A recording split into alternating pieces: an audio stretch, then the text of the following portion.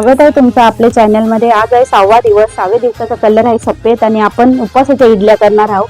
त्याच्यासाठी बघा साबुदाणा घेतले, भगर घेतले, कोथिंबीर घेतले, मिरची घेतले, नारळ घेतले, शेंगदाणे घेतले, थोडासा खावाचा सोडा, मीठ, तेल ना दही।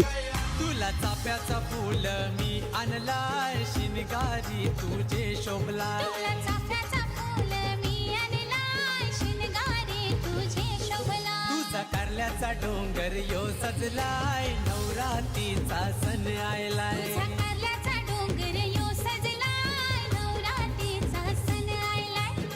उठ माऊले घट मांडलाय, नवरात्रीचा सण आयलाय।